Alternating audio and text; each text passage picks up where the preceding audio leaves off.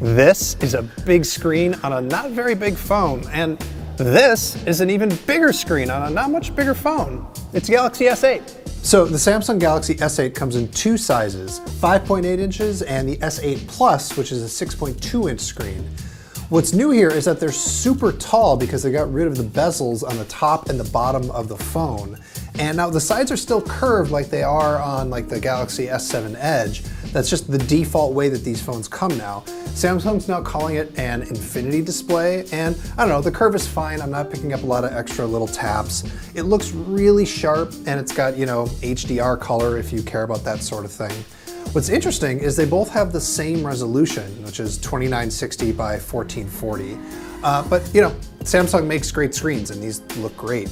Really, the thing that hits you hardest when you look at the hardware on this phone is that the whole thing just looks and feels really great. The seams are even harder to find than they are on the S7 Edge. The glass just sort of melts into the sides and they don't have a camera bump on the back. This, honestly, it feels like some of the best phone hardware I've ever used. It's way better than, say, the iPhone 7. So getting rid of those bezels on the top and the bottom means they had to make some changes. So you'll notice there's no home button here on the front. It's not on the back either. What there is like a virtual home button. Samsung has added some haptic feedback. It's kind of like Force Touch on the iPhone, but it's only right here at the very bottom. And so even if you don't see a software home button, you can still press hard on that area of the screen, and that is going to take you home. If you want to unlock the phone, you actually have 3 different ways you can do it now. Well, 4. You can do your password or your pattern as usual, but there's a fingerprint sensor on the back. It is located right next to the camera, which is a little bit hard to reach and not great if you're left-handed. And it also means you're probably going to end up putting your finger on the camera sometimes, which could cause some smudges, so make sure you wipe it off before you take a picture. There's also iris scanning, which we saw on the Note 7 RIP, which is very secure. And then there's now face scanning. I don't think it's quite as secure as the iris scanning or the fingerprint sensor, but my God, is it fast. Like, look at how fast this thing unlocks. You blink and you miss it. You don't have to wait for it to scan your face at all. It just works. They're a little bit narrower than the Galaxy S7 and the S7 Edge, and they're just a little bit thicker, but not so much that you really notice it. What it means is that they can fit in a 3000 milliamp battery on the S8 and a 3500 one on the S8 Plus.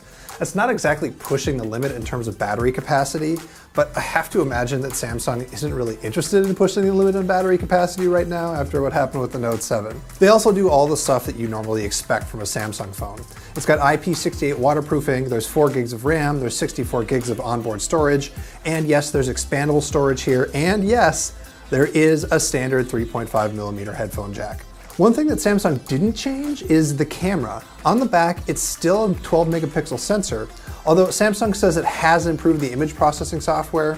We really like these cameras on the F7. I imagine they're gonna be just as good, probably a little bit better here on the S8. One thing that is new is the front-facing camera. It's now 8 megapixels and it has autofocus, which is pretty cool. When you're in the camera, you're gonna start to see one of the big things that's new in the S8. It's called Bixby and it's Samsung's intelligent agent. So let me just show you how it works in the camera to start.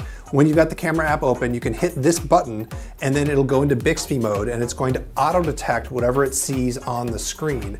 So if I pointed at some flowers, it's going to recognize that they're flowers and show me pictures of more flowers, or maybe let me go buy some flowers. Or here I am pointing it at a watch, and although it wasn't able to figure out exactly what model of watch it was, it actually figured out it was a watch and showed me a bunch of pictures of other watches, or let me go to Amazon to buy a watch that looks like it, which is really impressive. But beyond AR stuff in the camera, what Bixby's really for is to sort of make it easier to use Samsung's own software.